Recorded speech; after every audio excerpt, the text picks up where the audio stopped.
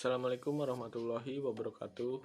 Perkenalkan, nama saya Rohyan Alifa Rafli dari jurusan Komunikasi dan Penyiaran Islam semester 4C Institut Agama Islam Negeri Syekh Nurjati, Kota Cirebon. Pada kesempatan kali ini saya ingin membahas tentang strategi manajemen konflik organisasi. Organisasi terdiri dari berbagai macam komponen yang berbeda dan saling memiliki ketergantungan dalam proses kerjasama untuk mencapai tujuan tertentu. Perbedaan yang terdapat dalam organisasi serangkai menyebabkan terjadinya ketidakcocokan yang akhirnya menimbulkan konflik. Hal ini disebabkan karena pada dasarnya kita terjadi suatu organisasi, maka sesungguhnya terdapat banyak kemungkinan timbulnya konflik. Konflik dapat menjadi masalah yang serius dalam setiap organisasi tanpa peduli apapun bentuk dan tingkat kompleksitas organisasi tersebut. Jika konflik tersebut dibiarkan berlarut-larut tanpa penyelesaian, karena itu keahlian untuk mengelola konflik sangat diperlukan bagi setiap pemimpin atau manajer organisasi. Oke, kita masuk ke dalam pengertian strategi manajemen konflik organisasi. Strategi adalah ilmu perencanaan dan penelitian arah operasi-operasi bisnis berskala besar, menggerakkan sumber-sumber daya perusahaan yang dapat menguntungkan secara aktual dalam bisnis. John O'Brien mendefinisikan strategi adalah sebuah pola yang mendasar dari sasaran dan direncanakan, penyebaran sumber daya, dan interaksi organisasi dengan pasar, pesaing, dan faktor-faktor lingkungan. Secara arti, bahasa istilah konflik bermakna suatu perkelahian, peperangan, atau perjuangan, yaitu yang berupa konfrontasi fisik antara beberapa pihak. Kemudian, arti kata tersebut berkembang menjadi ketidakpastian yang tajam atau oposisi berbagai kepentingan. Howard Ross mendefinisikan manajemen konflik sebagai langkah-langkah yang diambil pelaku atau pihak ketiga yang bertujuan untuk mengarahkan perselisihan ke arah hasil tertentu yang mungkin atau tidak menghasilkan akhir berupa penyelesaian konflik, dan mungkin atau tidak menghasilkan ketenangan, hal positif, kreatif, bermufakat, atau agresif. Pengertian manajemen konflik adalah serangkaian aksi atau reaksi yang dilakukan oleh para pelaku konflik atau pihak ketiga secara rasional dan seimbang untuk pengendalian situasi dan kondisi perselisihan atau pertikaian yang terjadi antara beberapa pihak. Pendekatan di dalam manajemen konflik berorientasi pada proses yang mengarah ke dalam bentuk komunikasi dari para pelaku konflik dan pihak ketiga, dan bagaimana mereka mempengaruhi interpretasi dan kepentingan. Lalu selanjutnya ada penyebab konflik. Jika dipandang dari sumbernya, konflik juga bisa timbul karena adanya beberapa sebab, antara lain yang pertama yaitu konflik individu. Timbul ketika seseorang individu sedang menghadapi pekerjaan yang tidak disukainya di satu sisi, tetapi harus dilakukannya pada sisi yang lain sebagai bentuk konsekuensi dari status dan jenjang kepangkatan yang melekat pada dirinya. Selain itu, pada situasi tertentu, seseorang akan mengalami konflik individu ketika target pekerjaan yang harus diselesaikannya tidak didukung oleh kemampuan teknis yang dimilikinya karena faktor pendidikan, usia, dan kesehatan. Lalu yang kedua ada konflik antar individu. Timbul dalam suatu organisasi akibat perbedaan latar belakang, etnis, suku, agama, tujuan, dan kepribadian antar individu. Konflik semacam ini juga bisa muncul karena antar individu dibedakan oleh peranan masing-masing dalam organisasi, seperti direktur dengan manajer, manajer dengan mandor, dan mandor dengan para buruh, atau sebaliknya. Perbedaan perannya tentu memunculkan perbedaan tujuan, orientasi, dan kepentingan masing-masing.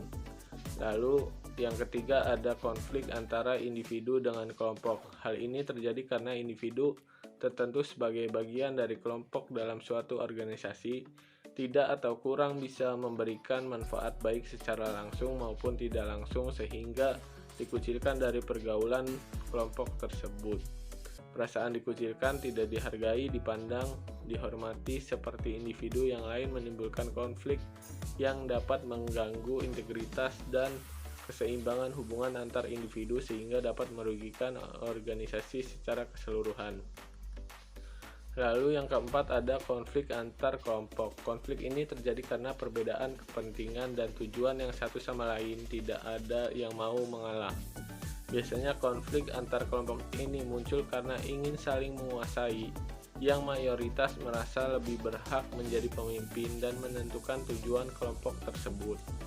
Sedangkan kelompok minoritas berasumsi bahwa dalam kelompok tidak boleh ada superior atau inferior.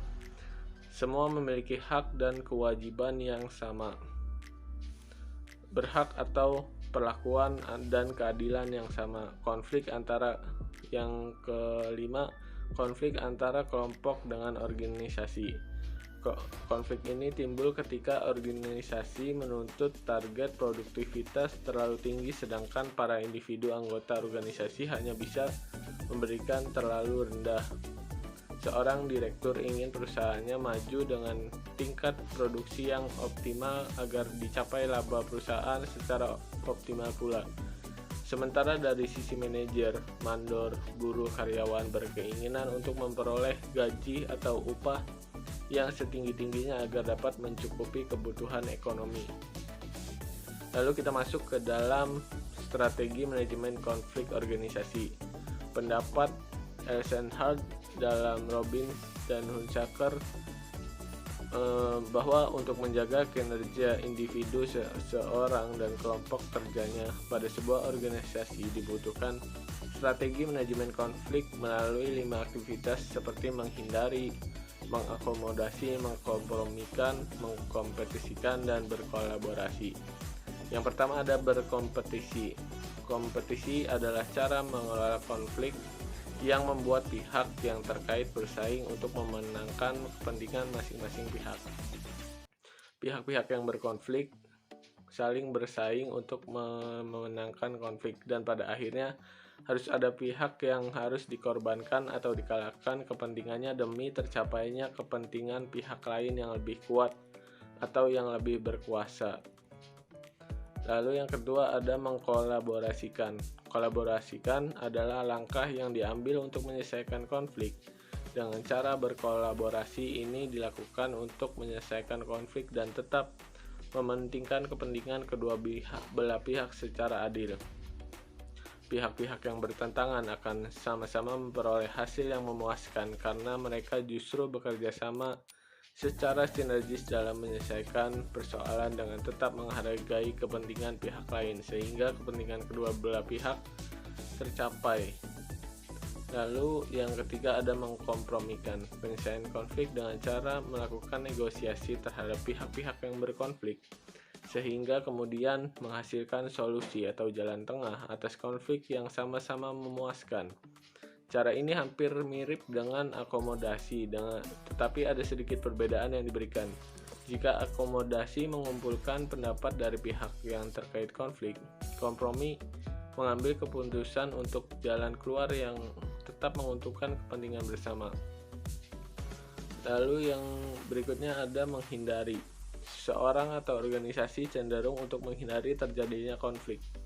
Menghindari konflik atau hal-hal yang bisa menyebabkan konflik bisa menjadi salah satu manajemen konflik yang bisa dilakukan oleh perusahaan. Hal-hal yang sensitif dan potensial menimbulkan konflik sedapat mungkin dihindari sehingga tidak menimbulkan konflik terbuka. Lalu yang kelima ada mengakomodasi. Anggota tim mau mengumpulkan dan mengakomodasi pendapat-pendapat dan kepentingan pihak yang terlihat konflik.